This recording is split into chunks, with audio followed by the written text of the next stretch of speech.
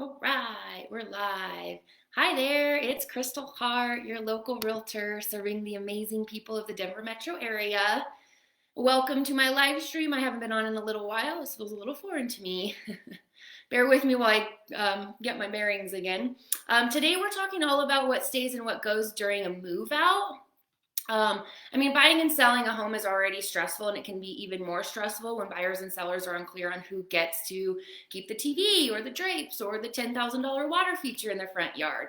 So here's a rule of thumb, so you have a little more clarity during the buying and selling process. Legally, anything bolted, nailed, wired, cemented, or permanently glued to the property becomes a fixture, and fixtures stay behind when the seller leaves. It is conveyed with the property. But anything that's mobile is considered personal property, which leaves with the seller. So basically, anything that can be removed without causing damage to the property goes.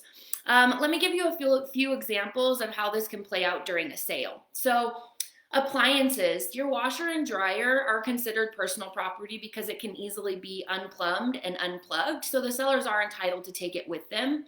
A stove and refrigerator are less mobile but can still technically be moved, so the seller has the right to take them with them. This is why most contracts are written to specifically include your ovens, your stoves, and your refrigerators. Window coverings. These are going to be like your blinds, your drapes, your curtain rods. All of this is actually fixed to the property, so it is considered to be conveyed with the property, unless stated in the contract otherwise. Most of your drapes are purchased to fit the design of the home, and they rarely look in the seller's new. They're rarely going to look good in the seller's new home, so most of the time they're left behind. Sometimes they do want to take them. Your flooring, a rug laying on the floor, this is probably going to go with the seller, but any flooring that is tacked, nailed, fitted, or glued is going to stay with the home.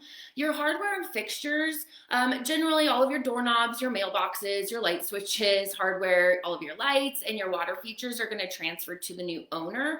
There are a few exceptions to this rule, so always make sure that you're talking to your agent, that's me, to make sure that you know what's going.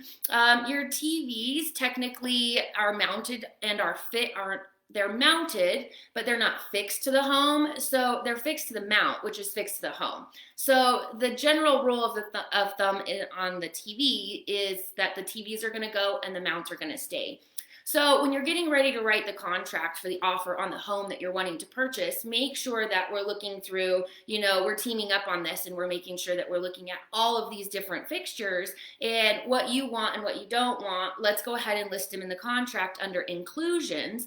Sometimes the seller has specifically said, hey, the chandelier in the dining room is an exclusion. The washer and dryer are excluded. So we'll go ahead and make sure that we put that in the contract, that the seller's getting to keep those items that they've asked for. Maybe stuff is negotiable and we're like, we'd really like to keep the washer and dryer. We're going to put in inclusions and see if we can get it. Once that's signed by both parties, then it's set in stone on what our inclusions and exclusions are. Now, there's always consequences here, so don't assume that anything on the property is coming with the house. Again, we're going to sit down and clarify what's going to stay and what's going to go. Sometimes you get to a point at the end of the contract or in the end of closing and you're the buyer and you're moving out and something's missing. I just had this happen last weekend. Buyers moved into the property and we had put in our inclusions that the fire pit in the backyard, which was a beautiful feature to the backyard, was included. Well, we went through the walkthrough and the fire pit is gone. Reached out to the listing agent and the listing agent was unable to obtain that back from the seller. So unfortunately at this point, now the listing agent has to replace that item for the buyers, for the new homeowners, because it was listed as an inclusion in the contract. So the agent does have to purchase a very comparable fire pit for my clients. Maybe you need a little bit more guidance at this point if you're thinking about making a move.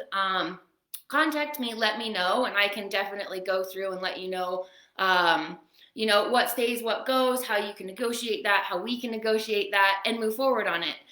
So please feel free to post any question, comments, or concerns in the chat box. If you have any, need any guidance or anything, just go ahead and message me or call me. My number is 303-915-6573. As always, no pressure, no sales tactics, just the help and guidance that you need. And I always do go back and check out the chat box once the video is over so I can make sure that I'm addressing everyone's questions. All right, friends, have a wonderful Tuesday.